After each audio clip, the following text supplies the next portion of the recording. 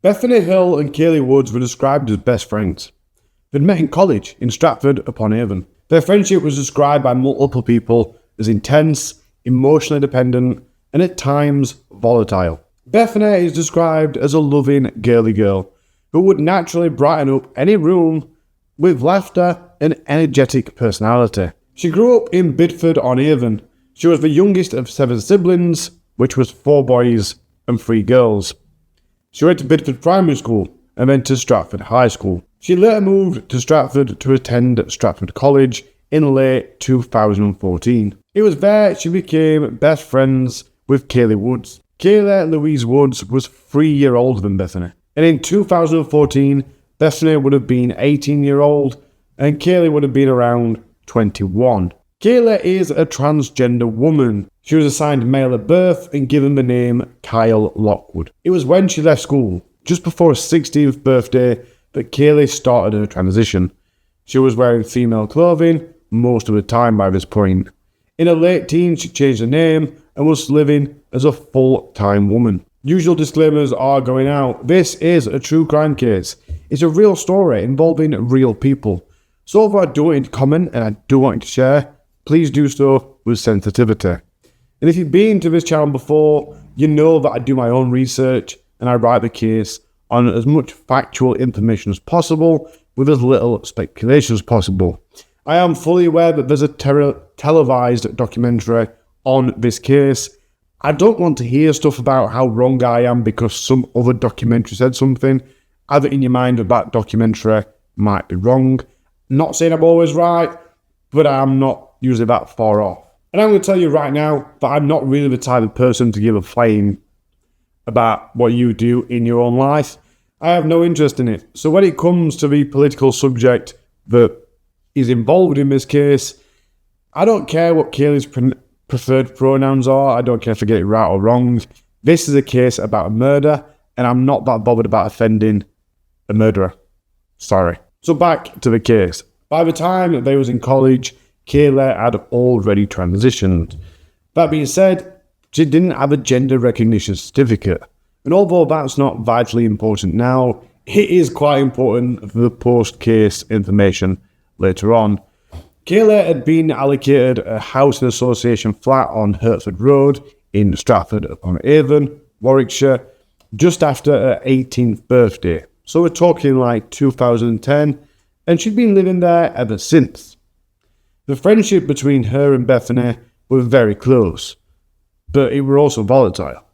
In fact, the relationship was so intertwined that at one point, Bethany and Kayleigh talked about having a child together. That was made possible because Kayleigh had never fully transitioned, so it was possible for her to impregnate Bethany. That being said, it's alleged that they were going to use artificial insemination. You can believe that if you like. That's what they've claimed. That's what Kayleigh's claimed. I don't think I believe that's the plan that we're going to use. But it doesn't really matter because that unusual plan thankfully never came to fruition. But it says a lot about both of them and the deep bond in this complicated, very complicated dynamic. It was around late 2014 that Bethany started to date a lad called Jack Williams. They were about the same age, with him being ever so slightly older. Interestingly, Jack had known Kayleigh for years at this point, and that's how he came to know Bethany. And although Bethany and Jack hadn't got this previous past, they did share a local background. Like Bethany, Jack was from the village of Bedford-on-Avon and later moved to Stratford to live with his father. The romantic relationship between Bethany and Jack didn't last very long at all. And by the end of 2014, shortly after the end of their relationship, Jack started a relationship with Kayleigh. By the end of 2014, Jack had moved in with Kayleigh in her flat on Hertford Road. But things weren't all that great from quite early on, to the extent that Kayleigh would claim that Jack would lock her in her flat and then just go to work, leaving her locked in. And at one point, he'd attacked the bathroom door with a knife after she'd locked herself in there. And Jack's alarming behaviour only got worse. It wasn't just DA behaviour, it was much worse than that. In May 2015, he started telling GPs and mental health professionals about his violent fantasies and discussed sadistic thoughts and fascination with blood. He admitted to having thoughts of hurting people of any age or gender, and even recounted delivering enjoyment from killing a rat and watching its blood. He said his violent thoughts could be directed towards anyone, male, female, old, young. He was also telling doctors that he heard voices in his head telling him to hurt people. His visions of harming people weren't vague either. One included a room full of people chained up and pulling out their toenails. He also had fantasies of removing people's eyeballs. Now, of course, these were great concerns to his doctors. And let's be right, as true crimers, we know people that derive pleasure from watching animals suffer is a seriously dangerous red flag. They're likely to become a danger to society and all those in it. It's literally the biggest red flag in existence. Not to mention the fantasies of his that are on top of watching this animal suffer. The following month, in June 2015, these thoughts had only intensified. Jack was struggling to control his anger. Following another meeting in June, doctors noted that Jack had a short attention span, showed impulsive behaviour, and had reported a fascination with the occult, experiencing morbid thoughts and periods of amnesia. Doctors were also noting that Jack was showing signs and features of schizophrenia, ADHD, bipolar disorder, and undiagnosed learning difficulties, although that could be attributed to his personality disorder. 4 months down the line, things just aren't getting any better.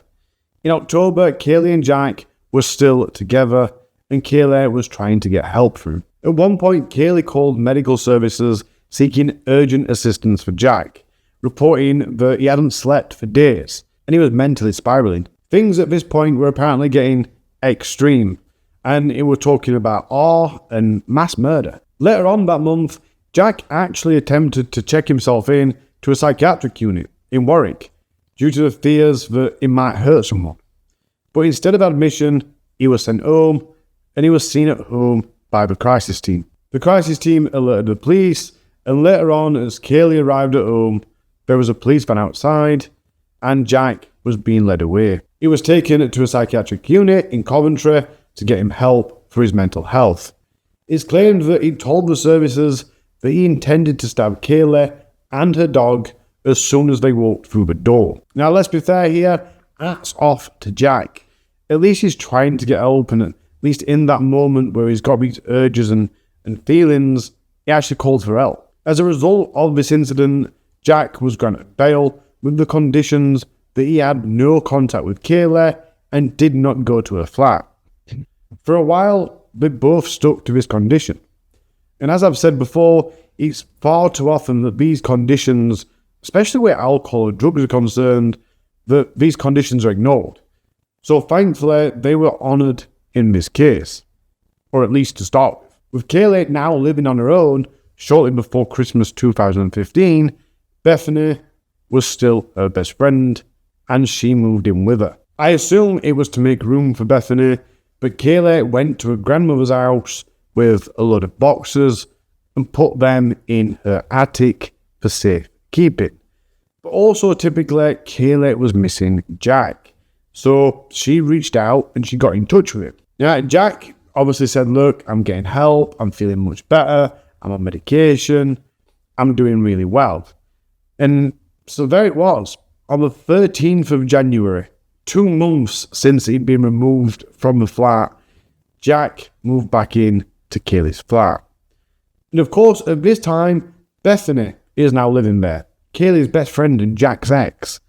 I mean, switching from one best friend to another is a bit odd and awkward, not to mention the restraining order, but now the love triangle is sharing a flat together. And the strangest thing about that is it's Kayleigh's flat, and it's only a small 1-bedroom flat. Even stranger still, Bethany ended up in the bed and the bedroom, while Kayleigh and Jack shared the sofa. I'll also note here that housing associations are usually quite strict on the rules, and especially overcrowding, so it's likely if these arrangements had become known they would have all been kicked out, or at the very least have been threatened to be kicked out.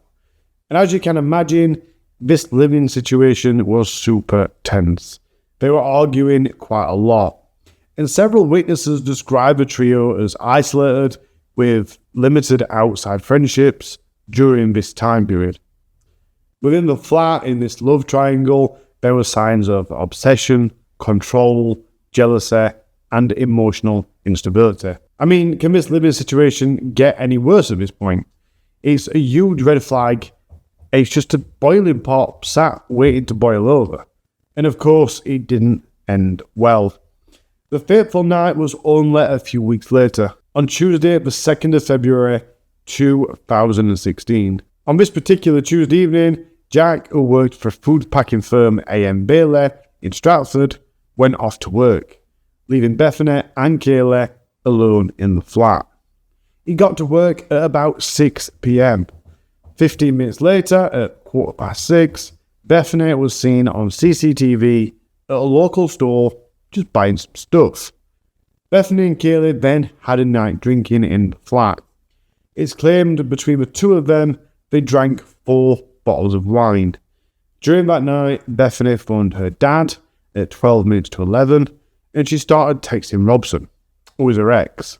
They dated in up to 2013, and that's about 2 or 3 years previous to where we are now. Bethany and Robson had actually lost contact for about a year after they'd broke up, but they regained contact in about 2014, and they'd rebuilt some kind of relationship, some kind of friendship, to the extent that Robson actually stayed in Kayleigh's flat with Bethany just a couple of months ago, over the New Year's period, just for a few days. So on this particular night, she's texting Robson and asking if she can go over to his to see him.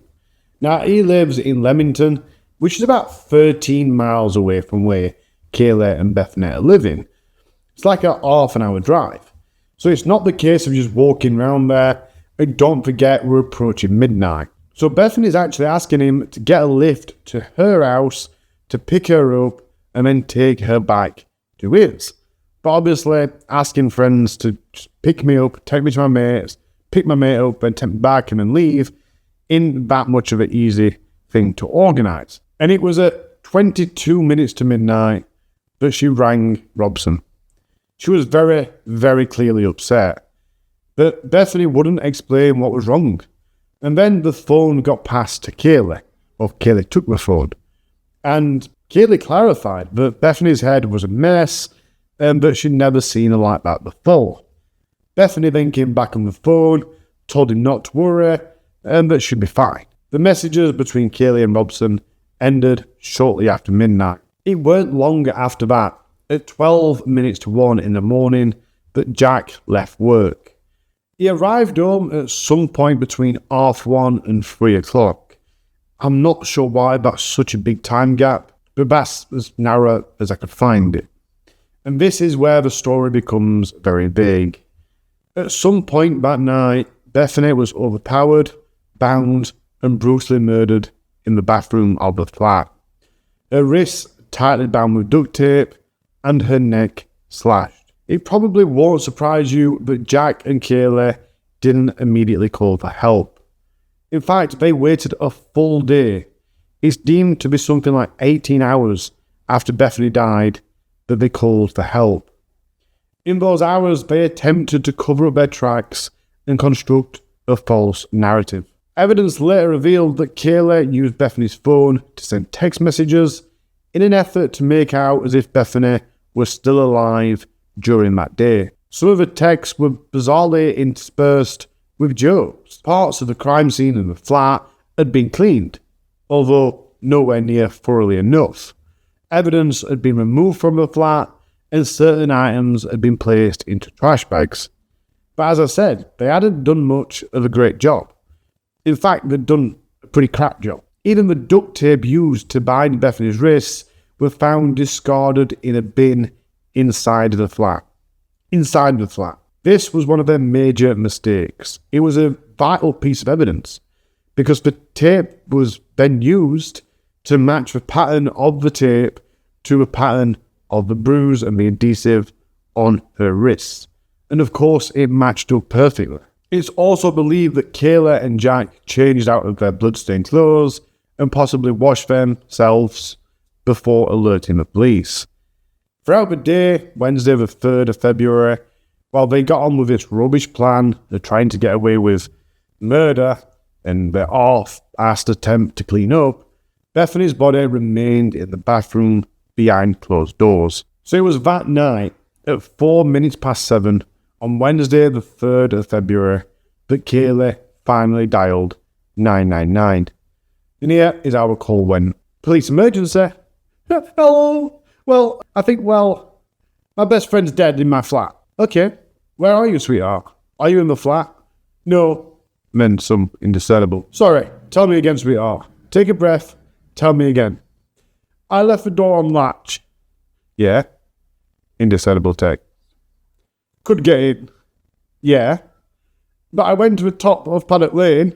Discernible. You'll have to tell me that last bit again, sweetheart. I know you're upset. It wasn't me. Discernible. Okay, that's alright. I didn't think it was you. How do you know they're dead, sweetheart? Well, I don't.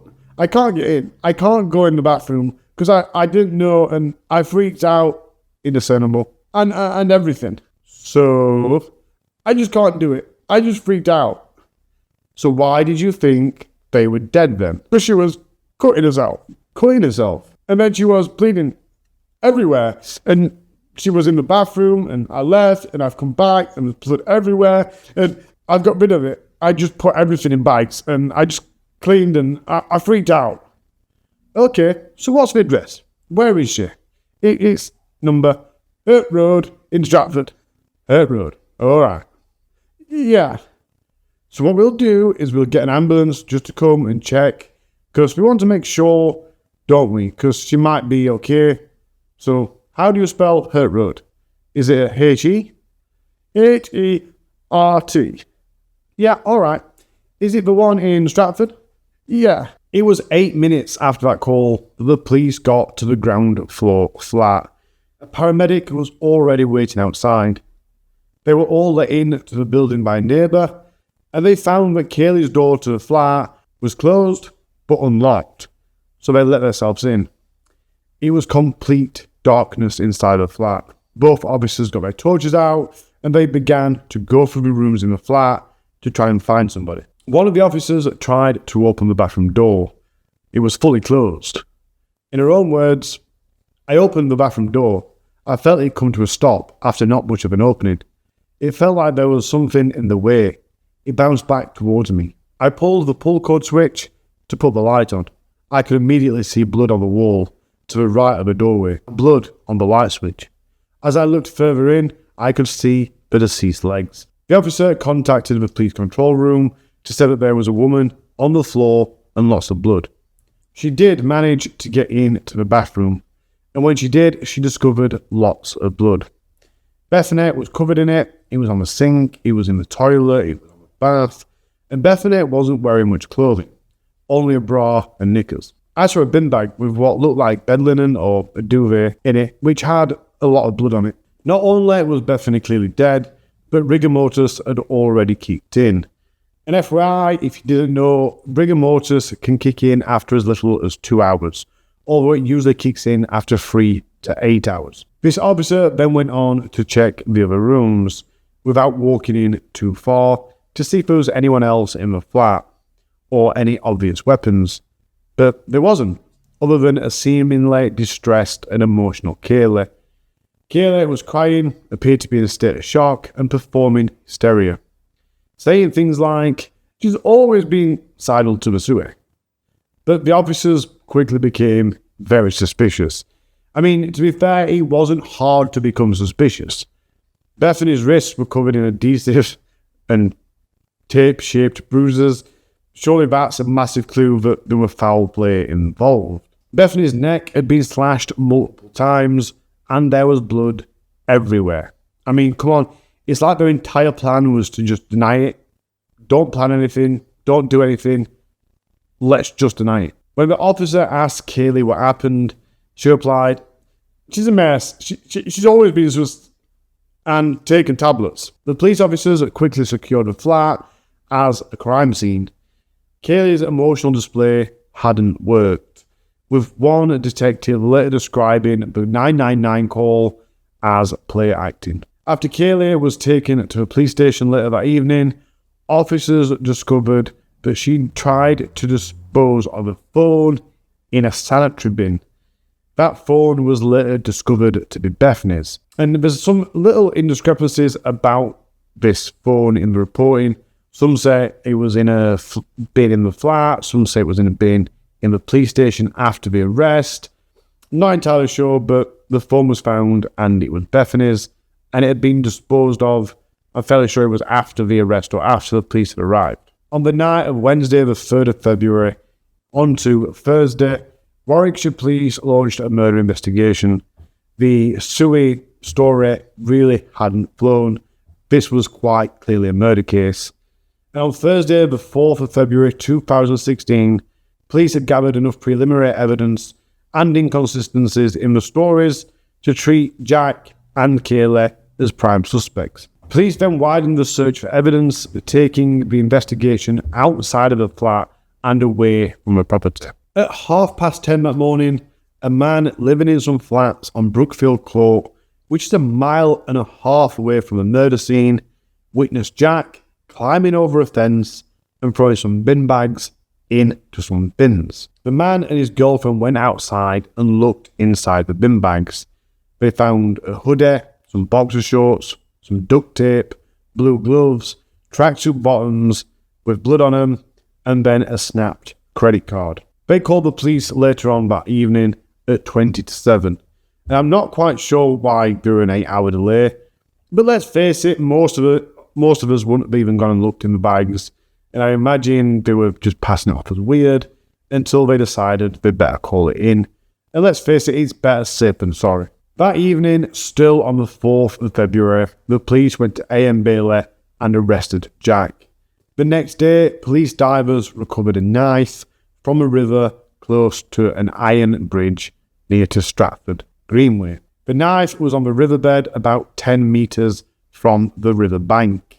By now, back at the flat, forensics had found impressions of footwear in the blood in the bathroom where Bethany was found.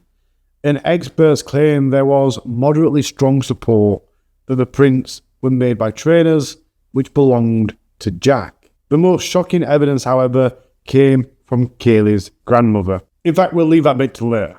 Sorry, but we'll come back to that. Additional neighbourhood CCTV inquiries and CCTV reviews were conducted in the area as police tried to put together a timeline. And the neighbour who called in to report Jack disposing of the clothes weren't the only person to come forward with evidence. A neighbour much closer to home, Mr. Davenport, later testified in court that he'd heard disturbing noises from the flat that night. Thumps, moaning, and even the sound of the head hitting a wall, all between 20 past 1 in the morning up to 3 a.m. Also bear in mind that that's apparently the time that Jack got home, between 1:30 and 3 o'clock. The timeline fits quite well. But most interestingly, if we go back to the noises, Mr. Davenport made 5 recordings between 1:30 and 3 a.m. He made these recordings to pass on to the Housing Association in the form of a complaint, because he'd actually been woken up at 1:30 that morning with what I thought was something hitting a wall. It sounded like a head or something hitting a wall. During the third recording, which began at 20 past 2 that morning and lasted for 15 minutes, he said he heard the sound of a female moaning. It basically sounded as if somebody was in distress. Now, I'm sorry to be like this towards a witness, but geez, why do people always do this? He's literally just said he sounded like a woman moaning in distress and decided instead of phoning the police for a welfare check, he'd record the noise to make a complaint to the Housing Association. He literally recorded Bethany being murdered so he could complain about the noise. Now, I know that's a bit harsh, but the reason I'm ranting is because of his description. It sounds like a woman in distress.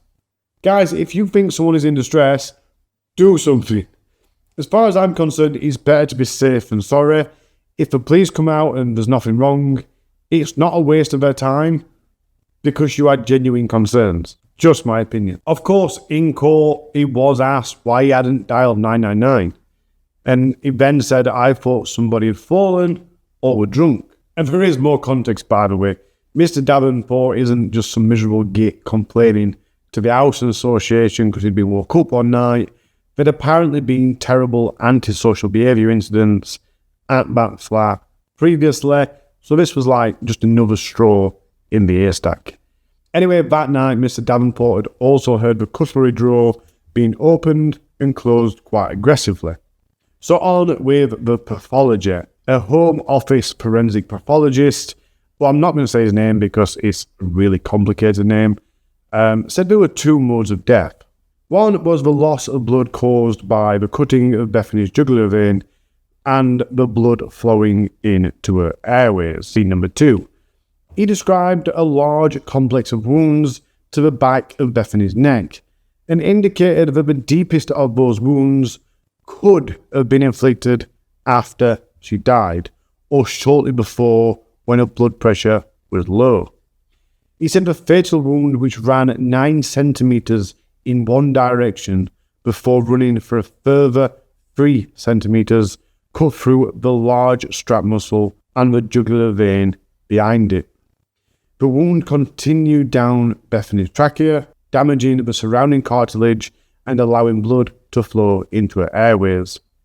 The doctor confirmed that he had found blood in her airways and lungs, and that it was likely that injury which caused Bethany's death. The injuries to the back of Bethany's neck were a complex of interconnected, straight and curved cuts. One of the wounds measured 5.5 centimetres long and was 2 centimetres deep at its deepest point. He indicated that because this layer still appeared very yellow, the wound could have been inflicted when Bethany was suffering from other wounds or shortly after she died. Referring to the main deep wound on the back of Bethany's neck, the doctor said, I can't tell you how many passes of a blade would have been required to create this complex of wounds, but it was clearly quite a number. When asked to quantify this, he said it would have required at least 2 draws of a blade to make the main wound. He said that the fact that the attacker would have had to lift up Bethany's hair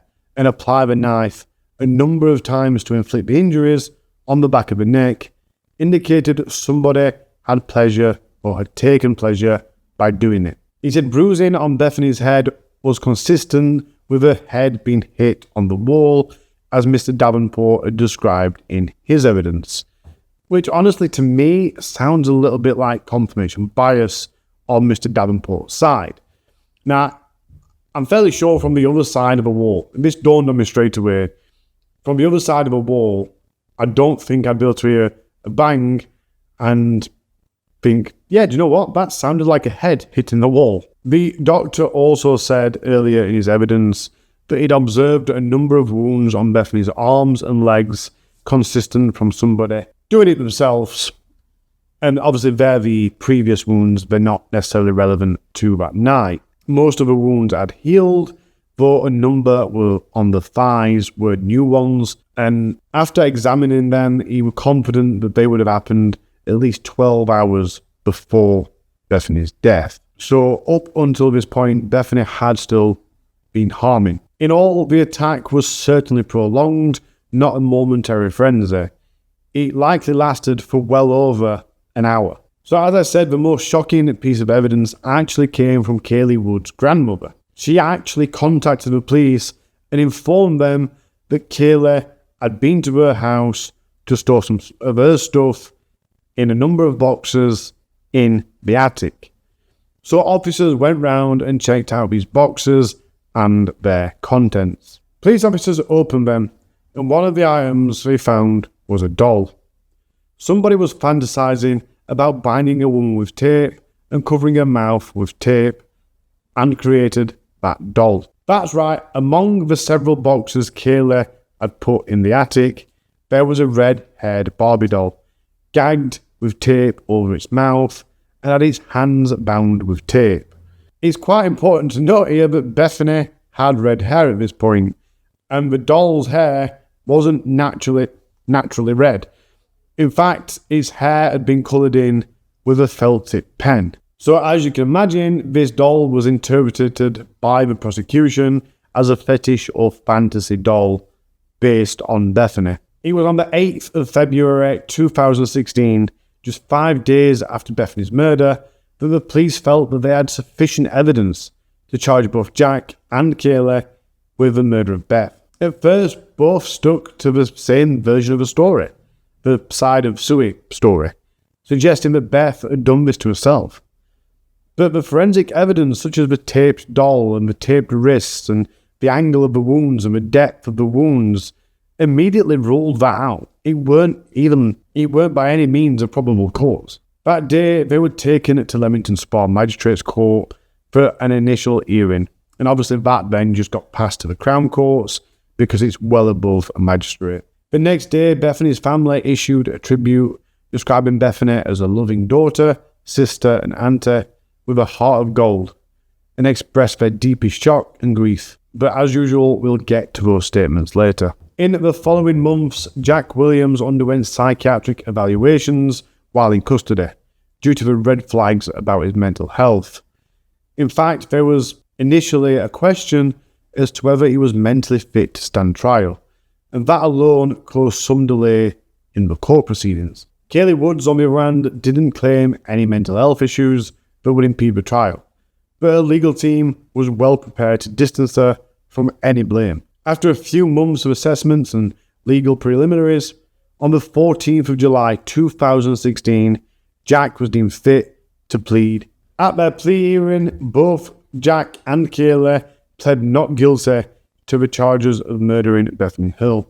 While Kayleigh just intended to deny any responsibility, Jack was going for the good old diminished responsibility.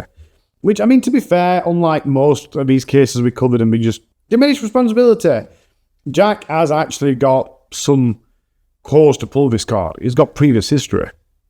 The trial was set for the 1st of August 2016 at Warwick Crown Court. However, on the first day of the trial, proceedings were abruptly adjourned for legal reasons, to which I still don't know what they were. But as a result, the judge rescheduled the trial for the new year, 2017, meaning that Williams and Woods would remain in custody for an additional several months until their case was heard. I mean, that must have been absolutely awful for Bethany's family. Just imagine preparing yourself for all that pain, but knowing that closure is on its way, only to have that ripped away from you for several months. So the trial finally got underway on the 4th of January, with the prosecution claiming the pair had killed for perverted pleasure. Jack did not testify in his own defence. His case was that he was at work when he received a text from Kayleigh, and he got a phone call asking him to go around to the flat. He said when he arrived, Bethany was unconscious in bed, and Kayleigh had told him that she'd given Kayleigh 60 tablets, including antidepressants of a D and some sleepers. She also said that she'd made her drink bleach. But he later changed his story to say that he came round from a blackout, covered in blood, with a knife in his hand, which was thrown into the river. He said he could not say whether he'd killed Bethany or not, but if he did, it hadn't been intentional. Of the subsequent lies, he said, I tried covering things up with Kayleigh because we were scared, because we'd both done it. We were both involved in it. So that was pretty much the basis of Jack's defense, that he was suffering from schizophrenia and he had a psychotic episode during that he killed Bethany and he just can't remember what happened. I mean, if Jack was to plead not guilty, this had to be a defense. It was the only obvious route to take. Unfortunately for Jack, it's not quite that simple, is it? We know that when you pull something like that, there's going to be some psychiatrists involved. And there were. There were 2 psychiatrists that provided input on Jack Williams's mental health, mental state at that time. One of which was a psychiatrist who had assessed him a few months prior. And they did say that back then it may have been a credible thing. But by the time of the killing, Jack wasn't under any active diagnosis be on some low-dose antipsychotic medication. And of course, the prosecution put emphasis on how organised the cover-up was, arguing that a truly psychotic person would not have cleaned up, they wouldn't have disposed of evidence, and they wouldn't have coordinated a story like Jack and Kayleigh did. And if the prosecution was struggling to emphasise that to the jury, they had one more trick up their sleeve. To press that Jack was just using his mental health as an excuse, they got a police officer to testify that before he was formally interviewed, Jack was overheard saying something to the effect of, "I'll only ever get done for manslaughter," which suggests that Jack was already contemplating the diminished responsibility defence. On to Kayleigh. Obviously, she said a lot in court. There was a lot said in cross-examination, so I've trimmed out a lot of the fat. Kayleigh's latest version of the story was to just blame Jack. They said she took part in the cover-up because she was scared of him. Again, for a pair of murderers, this is a great landscape to be on. Blame it all on Jack, he's got mental health. Kayleigh only helps cover it up because she was scared of the consequences, and they'll both get a very minimal term for Bethany's murder. She went on to say that she'd known Jack for about 5 years before they got into a relationship, and it was the only serious relationship that she'd ever had. She told the court that Beth would harm herself, but it was never serious enough for her to need hospital treatment. And on the night of Beth's death, Beth had self-harmed by cutting her legs, and that she thought she'd try to drink bleach. I don't know if she drank it. I gave her milk. I did suggest an ambulance, but she didn't want to go to hospital. She went into the bedroom, she said she needed to sleep, and got into bed. I stayed with her for a while. Kayleigh said she was in the living room when Jack got back. She added, he started to get a bit hyperactive, as usual, and after she went to the bathroom, she came out to see Jack kneeling on the top of Beth in the bedroom.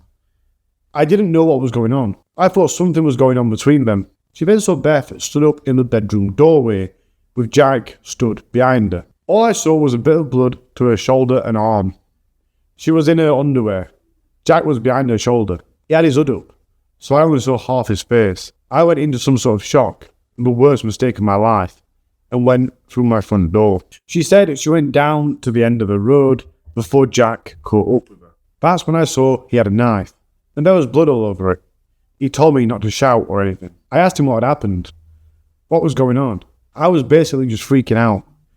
He told me to stop making a scene and walk with him. He basically said he did what he did to her. They walked to the river where Jack threw the knife away and then returned to the flat, during which Jack told Kayleigh that it was his mess and he would sort it. Jack then told her to put anything with blood on it in the bedroom into bin bags, and she didn't really have much choice other than to do as he said. At first, he said if I don't help him, he was going to do the same to me. He said his plan was to set my flat on fire.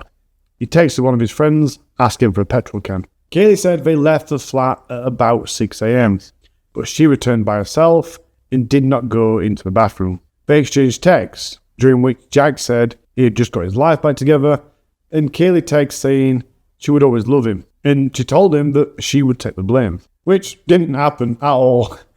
Completely throughout, she denied all responsibility for causing any of Bethany's injuries. In cross-examination, Kayleigh was asked a lot about her current feelings towards Jack. I don't really feel anything for him. He was the first person I loved. I mean, I'm actually quite disappointed with the prosecution's questioning, especially the bits that have been reported. For what seems like a big part of the cross-examination, they were trying to get Kayleigh to say that she was still in love with Jack. I hate him. And that part of me will never go. I don't want to hate him. I don't want to love him. I don't want to feel anything towards him. It seems to me that in all, Kayleigh wasn't really prepared for the legal process, as far as trying to get away with it goes anyway. Not only did her version of events continuously change, under cross-examination and throughout her evidence, her stories showed continuous inconsistencies. For instance, Kayleigh initially told investigators that her and Jack were in the living room when they suddenly heard a noise and found Bethany dead. a timeline that was proven false by the phone records and the neighbour's testimony. When confronted with this time gap, Kayleigh changed her story mid-trial, which obviously damaged her credibility. And of course, prosecutors pointed out that an innocent person presented at this gruesome murder of a best friend would have no need to lie so frequently. And obviously the fact that Kayleigh's story changed and she got a new story every time there was new evidence was really telling that she weren't being truthful. They argued that she was simply doing anything to evade responsibility, and let's face it, I agree. But even more than that, the affectionate text between Jack and Kayleigh on February the 3rd, after the murder, did not show that she was in fear of him.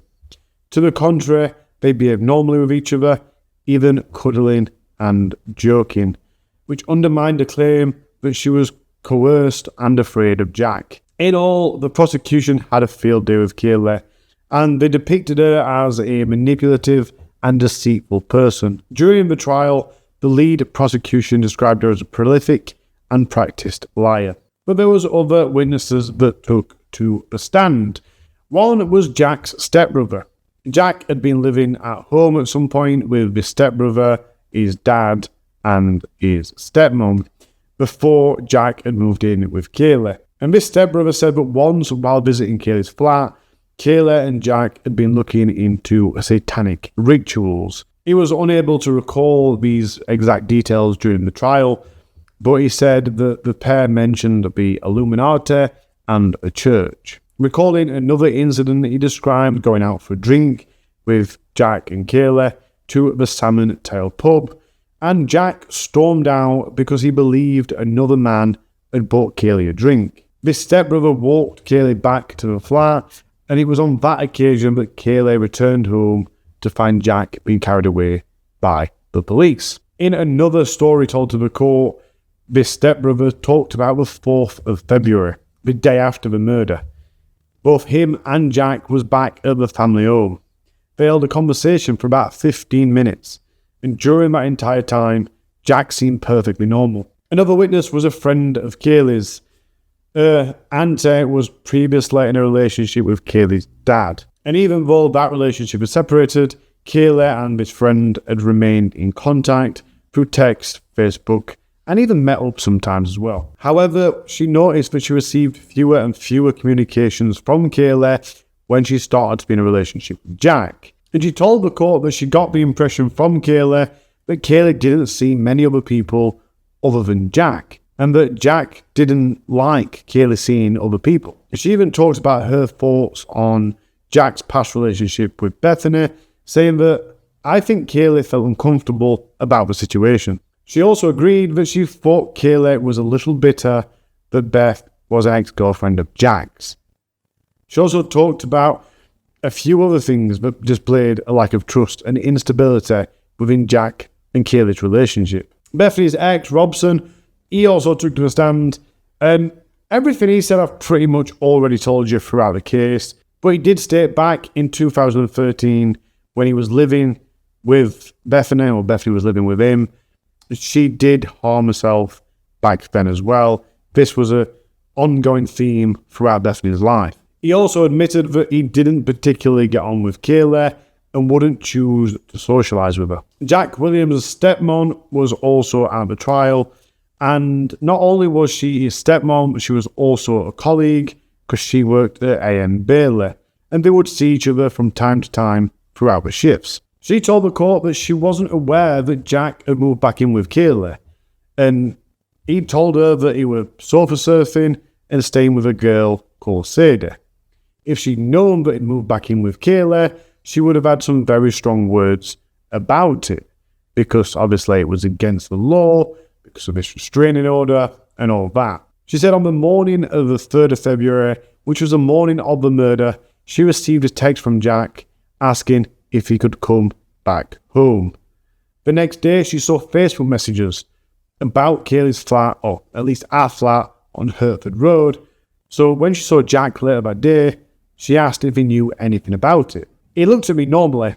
He did not show any interest in it. The final witness to mention is Jack's dad, and he recounted speaking to Jack on the phone on the 4th of February, because then he again had heard about something happening on Hertford Road.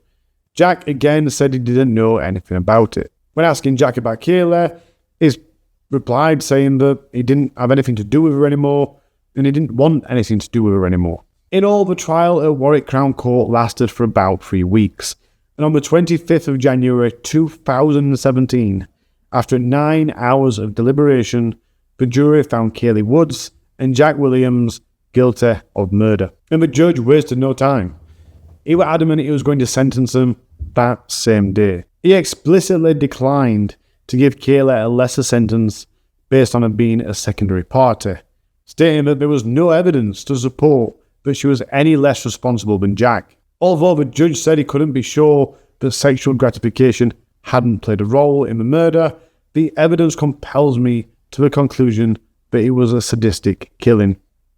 The evidence which so compels me is the duct tape in the bath and the length of time over which this terrible, cruel attack took place. The length of time being, in my judgment, well over an hour, getting towards an hour and a half. So he sentenced both Jack Williams and Kayleigh Woods to life sentences with a minimum of 26 years before parole eligibility. Now this is where I'm going to do the family statements, but please do bear with us because there is some post-trial information and events to talk about. So in a statement issued through the police, Bethany's family said, "We wish we could put into words how these two evil individuals have caused us to feel.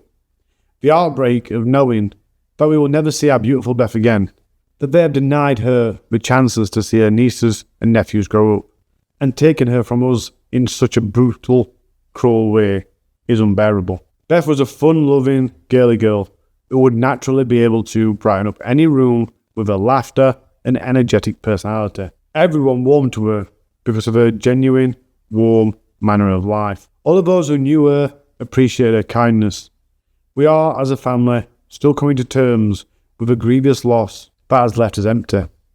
Yet our hearts are full of those loving memories which no one will be able to take from us. The joy she gave to us and those around her throughout her short life. These memories continue to bring us light in the darkest of days. To us, she will remain a diamond in the sky, a beautiful, loving young woman with everything to live for. Beth was a sister, an aunt, a best friend, a daughter who we tried to protect. Beth was killed by two people who have shown no remorse or understanding of how their monstrous actions have impacted on our lives and so many other lives. We would like to thank all those who have supported the family and helped bring the successful prosecution. In a separate statement, Beth, a loving daughter, sister and auntie, was a source of great joy and laughter. She was very bubbly with a heart of gold. A laugh is something we will never forget. Her family was so important to her, and everyone who knew her loved her. She loved baking, music, fashion and makeup. She treasured the time she spent with her family. This has sent a shockwave through the family, and we are all absolutely devastated. Rest in peace, Beth. Until we meet again, we will always love you." So the post-trial information is about Kayleigh. Surprise, surprise. First of all, 2.5 months after sentencing, in April 2017, a formal notice was received that Kayleigh was going to appeal the sentence. However, I can't find any more information on that, so maybe they've changed their mind, maybe they actually applied, but the application got denied. I don't know, but there was an intention to appeal, and then no appeal has been made, and none's been successful at the very least. And on to the second one. Kayleigh was originally sent to HMP Hewell in Redditch, Worcestershire, which is a prison for men.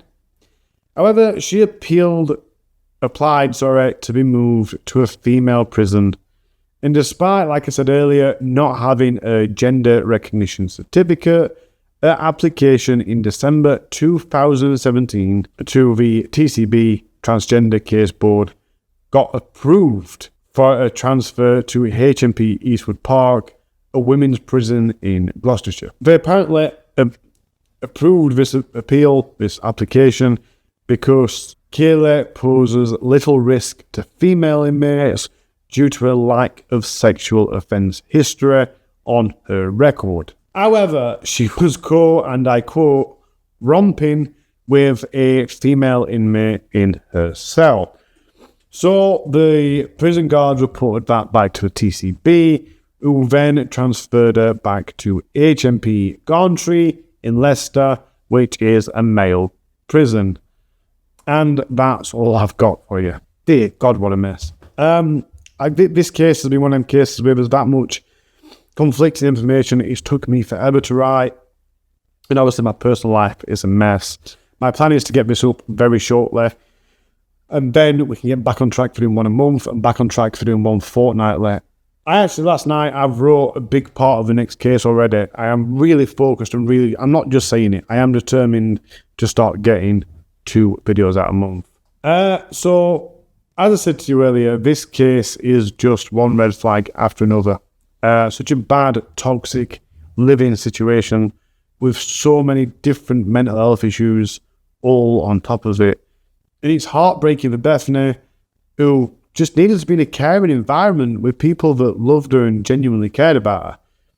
I think the only person that's not a red flag is Bethany. She just needed help and support from her life. And but it's, she's a victim from beginning to end, let's face it. I don't think there is any advice without me being patronising on this case. There is, however, the same thing I've said time and time again. Kayleigh should have never rekindled it with Jack. It doesn't matter which one of them was the actual perpetrator in this situation. That relationship was a bad, toxic relationship. The living situation was bad and toxic. She should have never made contact again. That restraining order is there for a reason. If people have a restraining order, honour it. It is genuinely there for a reason. The reason they exist is because you can't see. It's harder to see from the inside what's happening. So a judge from the outside has seen what's happening and he's tried to prevent it. And you're just going to absolutely ignore it and then complain when everything goes wrong. Stop and just take the advice, goddammit. I know life isn't always easy and you can't always just walk away from a potentially toxic environment. And as I've just said, it's not always easy to see from inside that environment how toxic it is. But if the people that you know, if the people in your environment, if the people around you are toxic, they love the drama, all that sort of stuff, they love arguing, then please do try and pull yourself out of it. Like I said, I know it's useless advice, I do. I wish I could help, but I can't help. So that's what I'm leaving you with. I'm sorry about if my face has been red throughout parts of this, it's because I'm surrounded by red walls at minutes. I'm trying my best, guys. See, it's all right when I come closer. But oh no, it's still in red now. Maybe I should need a new camera. All I'm saying is I love you. Take care of yourself. Take care of those around you. And I'll see you real soon. Bye.